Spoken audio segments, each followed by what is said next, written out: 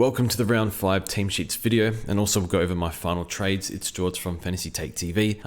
Also done this video sort of on Eno's channel, but I'll go through a few other things as well. So yeah, it is the morning after the all-conquering Adelaide Crows defeat the Carlton Football Club. And honestly, last night I was just shaking my head at just watching how good Dawson is. It's nuts. And yeah, we did bring him in, fortunately. We're weighing up a few options and opted to use the extra trade for Dawson. Hopefully it pays off. These were our trades. So I was really annoyed at getting rid of Ollie Hollands, but if you look at the team, I needed to pull money from somewhere. It's not enough from Green, not enough from Davey. I'm not sure it even was enough from Baker. He's got a lower break even than Hollands, and then it wasn't a defender. They don't have enough money. So the only options were really Setterfield, McKenzie, no, because he's got no day for 2 weeks, and Hollands. So we went with Hollands. So not happy, but look, you can't have your cake and eat it too. So we had Jordan Dawson's 150, so unbelievable performance. And I guess the way I play, I think we've traded, like, the team's looking a lot better now. The trade count, not so much. But the premiums that I was worried would get away from us. So Dawson with his low break even, Oliver's just sitting at 700 in English, and Dacos we didn't start. So these four, we've brought all four in, and it's destroyed our trade count. I think a few injuries have not helped that either. But I think we're being chillin' with premiums now, so we can just wait for players to fall down. Sinclair and Sicily are the two I would like next to shore up the defense, but hopefully over the next month or so we can get those two in. But yeah, the Crows, you could tell within the first quarter, I want to say, of the first preseason game, they just looked a bit more well structured. The foot skills have improved, and yeah, it's exciting as a Crow supporter. Yeah, it's wasn't sure. I've missed the mark on a few players in the team of where I think they'll go. Like, players are hyped up the wrong players. Even someone asked me the other day about Chase Jones. Where is he?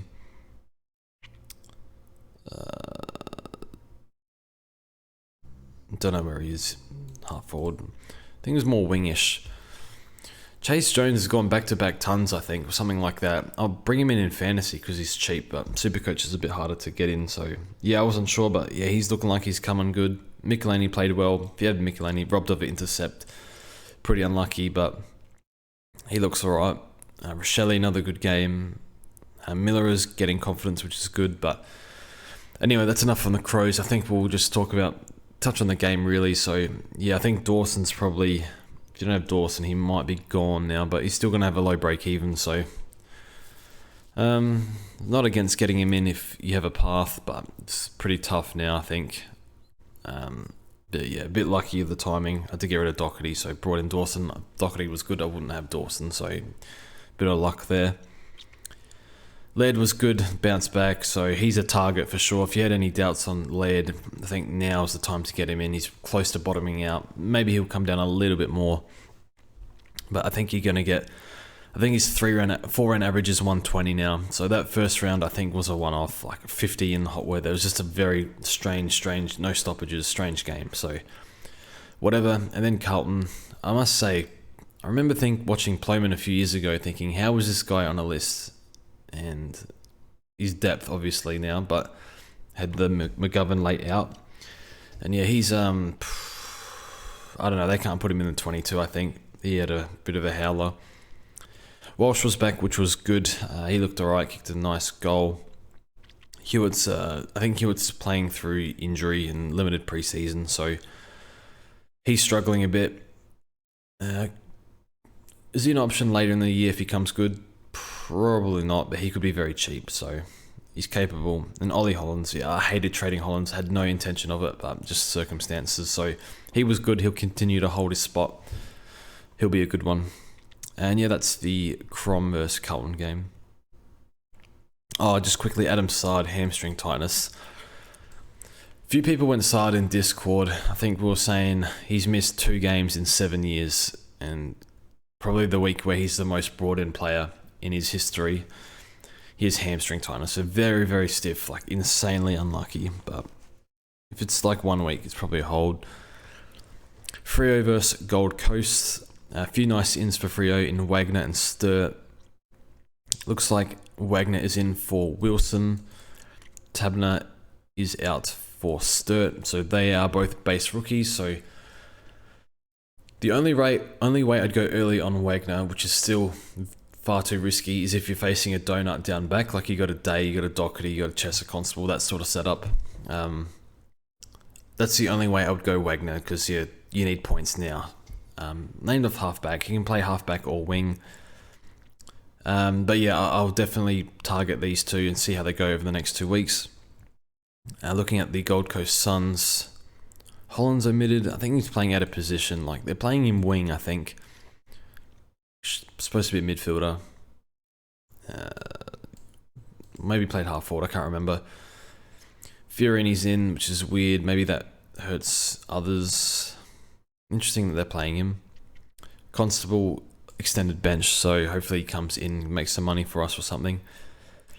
And yeah, Freo, I think, no Jared Witts as well, probably the main thing. So Ned Moyle and Darcy. So I think Darcy's a VC option this week. They're playing on Norwood, where it's a very, very small ground, so lots of stoppages, high tackle numbers, high hit-out numbers. Darcy probably goes 130 plus again. So he's actually slightly concerned not owning him now. But I've got English Marshall, so it should be okay. And yeah, Moyle. So the rumour with Witts, I heard somewhere, someone put it in Discord or something, but Witts could be out for a bit longer. Hopefully they give us a timeline on Witts. And then maybe we can bring in Moyle as a cash cow. So Moyle, Wagner, Sturt, and also Matty Johnson's named in the centre. So he's a 123k rookie, but his break-even's like 33, I think. So he might go up a little bit in price. Like he might go to 150 with a 70 or something. But he's one I'm happy to wait on, just see how he goes, sort of thing. Who's he? He wasn't sub last week, was he? Or was he? I can't remember. See how he goes. Looking at Richmond versus Sydney, Ben Miller is in this week, and they have no ruckman. So Nank is out. Soldo is 2 to 3 weeks away, according to the website, but it could be more. They're hopeful on his plantar fasciitis, so that screams that he'll be out longer to me, but don't know. And then Sydney, Wagner, rookie. I haven't done any research on him, to be honest. I think he had 20 in the VFL.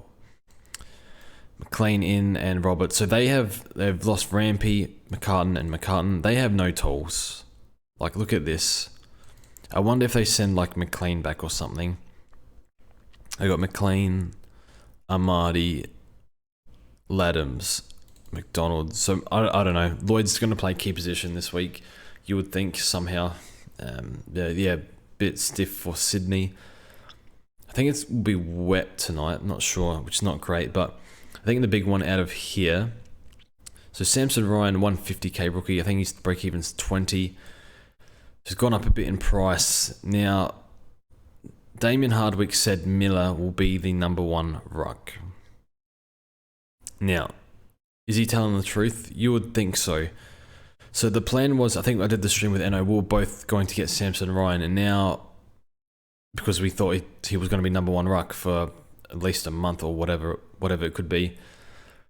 But they're saying Ben Miller's the number one ruck, and they want Ryan to ruck, and they want Ryan forward, so, and like to pinch. So I'm not exactly sure what the split will be, or if he's going to be worthwhile pick, because the ruck cover is very useless, but elevated price. So I've opted for Van Ruin, who plays in the wet this week, which worries me severely. Could be a sub risk or something, I don't know, just because they're playing the three tools up forward, so they can always take one out in the wet. So yeah, that would make sense. So that is very worrying. Maybe they sub Brown if he's a bit underdone from his back issue. So I'm going to pass on Ryan. I'd like him though. I wouldn't. If there's one, I'd go him over Van Ruin if they were both 123. But for the trades I did, I needed Van Ruin. So Van Ruin will make money quicker, but over time, not too sure. So that's my take on that. I guess back yourself to make the right decision there, but if that's my logic. Sounds like Ryan might not ruck much, but if he does ruck heaps, I might bring him in elevated next week, but I don't know if I have that luxury, but we'll see. I guess as I was saying before, Ned Moyle could be one to, if you got Madden, you can swing him in and maybe you get 3 or 4 weeks of cover from Moyle, depending on the timeline of Wits. And in Sydney, a few people going Lloyd. I'm not too sure. Probably Redmond, high ceilings. Probably go there, but not sure. And that's pretty much it. Roberts, I think, is cheap. Might be one to keep an eye on. How much is Roberts? Oh, he's gone backwards in price. In break-even 49. That's interesting. We'll keep an eye on Roberts because he's been subbing and stuff like that. Yeah, so we'll keep an eye on Matty Roberts. 110k could be a nice downgrade option. And yep, move on. Brisbane versus North. So Rich is in. So Rich has no effect on Wilmot. Wilmot went back for like a quarter 2 weeks ago, but he played pure wing last week, and Rich is pure halfback. So they're different positions. So wouldn't get mixed up there. Wilmot's been playing alright, so I think he'll stay in the team. And then North get a few key defenders back, which is good for them. I think Will Phillips holds, probably playing a bit better than Tom Power the past few weeks. So good signs for Phillips owners. Wish I had him, but had other stuff going on. McKenna's been fantastic. So McKenna's a long-term hold for me. What's his break even? 11. So I think he can get to 400. So he's no interest trading him. He can stay on the field for a while. Dunk's probably not the captain option we thought he could be. Neil, not sure if he's top 8, but we'll let that one play out. If you still have Neil, I'd still hold, but if you don't, I think you can just hold off a bit, probably come down a bit more. And I think that's all from here. Yeah, Zeeble, they got a few key defenders back, so hopefully that helps Zeeble if you have him. Essendon versus Melbourne. Davey managed, so we saw him limp off with the foot leg issue. I think it was contact injury, but hopefully he's back in the team. And then Melbourne, a few tolls in, and they're bringing in the extra toll in the wet. I suppose they're swinging Petty back though. Still playing one extra toll. No, they're not. No, you wait. They are. Yeah, leave it out. 2 tolls in. Okay, so maybe it's like an extra toll down back. So yeah, looking at defense. So it looks like Redmond might be a decent option. Some concerns about him as a pick, but out of the cheaper guys, I think the highest ceiling and the most likely to, the easiest path to top 6 is Redmond. So it's probably him if you need a cheaper one, but I'm not sure. I don't have a good read on him. Ridley's not top 6. There's no hunger for the ball. But at least D'Ambrosius not playing, which helps them. I got McGrath fantasy. It's just been the absolute nightmare. Just sitting at a weird price, holding price, doing nothing. So not great. Setterfield on the bench. So he's been managed the past few weeks. So is he a trade out? Well, I was hoping to hold him, but if his TOG's going to continue to be low, we'll assess next week and we'll assess the break even. But I still would like to hold him and keep him on the field because he can score well. Melbourne side of things, Chandler, Miss Chandler, bloody sucks, but it's alright.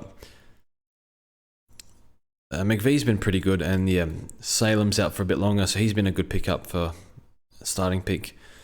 Van Ruin on the bench. I'm not super keen on Van Ruin, to be honest, but especially with this game in the wet, they're playing all the tolls, but yeah, I think he's got the lowest break even. He'll make quick cash regardless, and I think they'll give him a stretch, especially with Gawn out for a few more weeks. So maybe they just ease Gawn back into it because they have an easy fixture. So I don't think there should be a rush to get him in, but I'm not the medical staff, so see how they go. Moving on to Port versus the Dogs. So Burton in, outside whatever, and then Bulldogs, Waitman, Dre, and O'Brien. In, out, Smith. So Smith has been a little bit injury prone the past 2 years, so he's a no-go for the time being, but he will get forward status, I believe. think you need to play 4 games, maybe 5. Crozier is out and McComb is out. So looking at Port, so the main one here.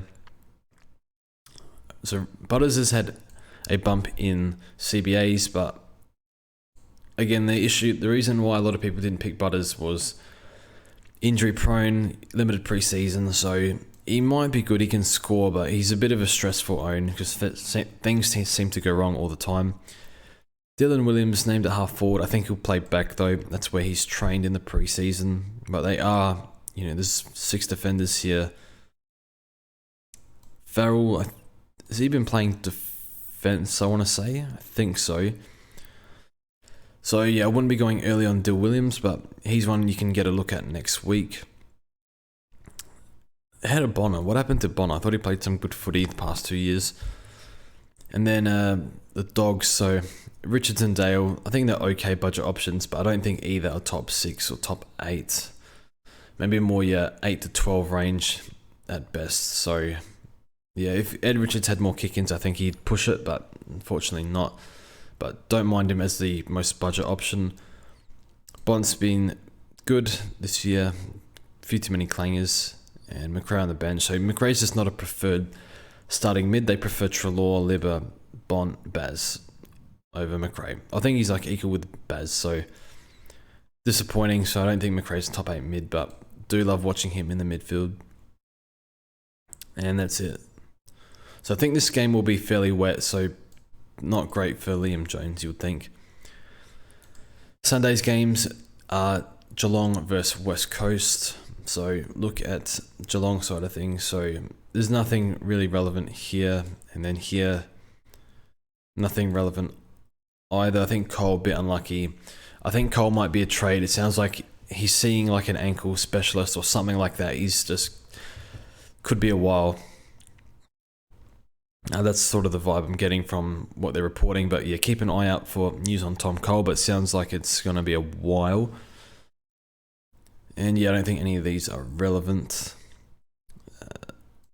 Again, Geelong is very much Geelong. It's the only real main relevant one would be Tom Stewart. So yeah, he should be a pretty good in. But I've always said with Tom Stewart, he just doesn't play enough games. So I've tended to avoid him. But if there's anyone that can match the ceiling of Dawson and Dacos, I think the third with the ceiling would be Tom Stewart. That's pretty much it. And then West Coast, Yo is playing, so I would not touch Yo ever. Just calf. He's playing key position back last week, but I think he'll score a bit better as he gets a bit of fitness and whatnot. But I think the age and the calf just too risky for mine. And Ginbey is playing. Talk of them resting their kids. They've just, I guess, they've taken Hewitt out. But they did say they were resting the kids in the coming weeks, so not necessarily this week. So hopefully Ginbey puts in a nice one for us. 2 more games we'll touch on. Giants versus Hawthorn. Giants, a few ins here, no real relevance, no Fahey, but with Fahey, so he's getting like 40 touches in the VFL. They've got Cumming, Whitfield and Ash there, so it's a bit hard to bring him in. And then with Hawthorn, they've got Will Day suspended, so pretty stiff. Was looking like a fantastic pick. Durability is a bit iffy, but very, very cheap. So that's that's what comes with the Will Day pick. Will Day is a hold for mine. I've got him in other formats. Both of them just brought him in. Very annoying, but I'll be holding in those formats. But I also have other stuff going on, so don't have much choice. But yeah, I would be holding Day. This is good for Warple, and hopefully Mackenzie plays and he's not rested. You would think he plays. They should be playing him. So Mackenzie on field for me this week. So yeah, hopefully CBA's jump. Not much else about this game, I think. Sicily, checking if there's more key defenders here. So it looks like they're going to keep playing Sicily KPD, but a bit easier matchup this week. No Jeremy Cameron to keep his hands full. So yeah, I like Sicily still, even though I might have to play lockdown at times. It's happened last year. He can still intercept and demand the ball.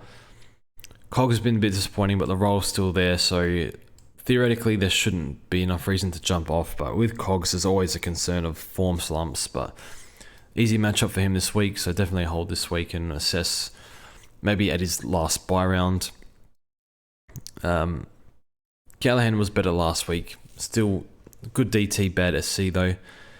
Kelly's been really good, so I think we'll move on. Excuse me. And then Collingwood versus St Kilda, probably match of the round, and I can't wait to watch this game. Not a whole lot of relevance, I guess. Yeah, there's like not best 22 given like Campbell here. I don't think they need Campbell for this sort of matchup.